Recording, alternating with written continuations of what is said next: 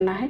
पहले तो एक ट्रे तैयार करना होता है, इंजेक्शन ट्रे। उसमें सारी सामग्री होनी चाहिए, जैसे कि आपका ग्लव्स होना चाहिए, क्योंकि बिना ग्लव्स पहने आप कोई भी प्रोसीजर नहीं करेंगे। ग्लव्स वियर करके ही आप कोई प्रोसीजर करेंगे, क्योंकि आपके और पेशेंट के बीच में ये एक बैरियर का काम करेगा और एक दूसरे का इन्फेक्शन दोनों को नहीं लगेंगे।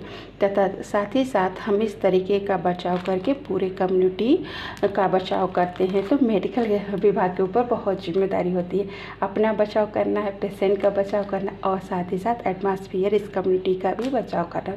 तो कहने का मतलब है कि इसका रहना तो मस्ट है हर प्रोसीजर में।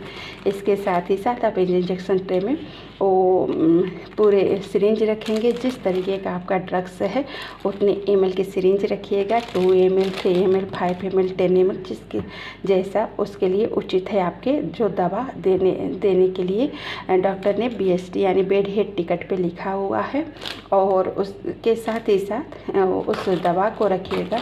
दवा रखते समय आपको एक्सपायरी और दवा का नाम एक बार फिर पढ़ना होता है, पढ़ कर के ही रखिएगा। और एम्पुल तोड़ने के लिए इस तरीके से आप एम्पुल कटर नहीं हो तो इस तरीके के सीजर रख सकते हैं। साथ ही साथ आपके पास एल्कोहल स्वाब होना चाहिए, उसके अलावा भी ड्राई स्वाब भी होना चाहिए। क्यों, हम आगे बताएंगे। इसके साथ ही साथ और भी जो नीड उस वक्त की है उस ट्रे में रख लीजिएगा।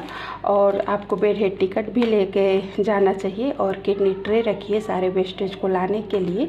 इस तरीके से आप एक इंजेक्शन ट्रे बना करके जाएंगे। उसके अलावा भी क्या बातों को फॉलो करना है आपको। अब सबसे पहले अपने हैंड वॉशिंग स्टेप को फॉलो करना है।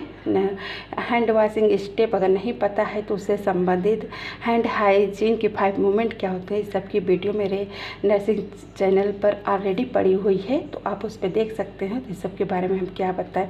इसके अलावा 7 राइट्स जो पेशेंट के होते हैं उसकी भी वीडियो मैंने डाली हुई है, लेकिन फिर भी यहाँ पे चर्चा कर देते हैं क्योंकि बात अब इंजेक्शन की है।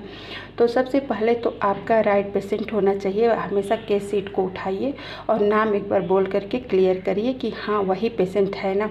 और दूसरा क्या करना है आपको,